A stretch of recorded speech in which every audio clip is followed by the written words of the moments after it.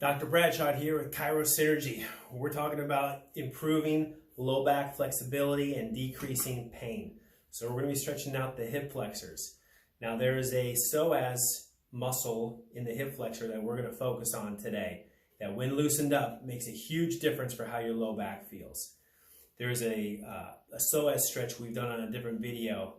It's a little more aggressive. I think it works a little bit better, but sometimes if you have arthritis in your back or arthritis in your knee, arthritis in your hips, that particular video can be difficult. This is a little bit less aggressive form of the same stretch for the same muscle.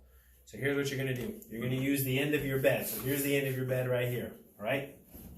You can get onto your back on the end of your bed like this, okay? So if we're going to stretch out the left hip flexor, we're going to bring the right knee up, and you're going to hug it in towards your chest. And you're going to let your leg hang off the end of the bed, off kind of the side. I'm sitting right on the corner of the bed. So my leg is off the end of the bed and also off the edge of the bed. So the groin is getting stretched as I'm holding this here. If you have somebody at home, they can push down on your thigh to stretch out this hip flexor right in through here, okay? If you don't, or if you do, you want to hold that stretch for 3 deep breaths. After 3 deep breaths, then you let it go. And you're going to switch to the other side.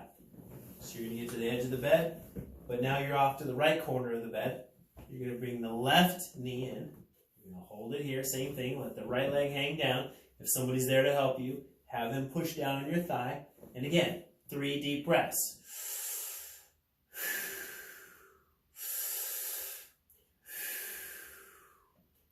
After 3 deep breaths, you go back to the other side. Now, you would do the other side if your left leg was bothering you. So if your hip flexor and your low back on the left side is giving you trouble, I want you to do twice as many of these on the left as you do on the right. So you do 2 sets of those deep breaths, only 1 set on the right.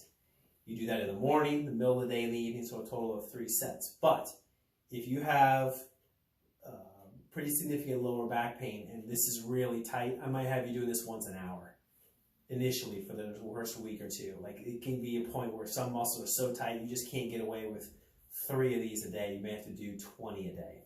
But regardless of that, just know that this is a really good stretch for if you have arthritis in your back, you've got tight hip flexors, this is a really good one to do right off the edge of the bed. Okay? Have fun.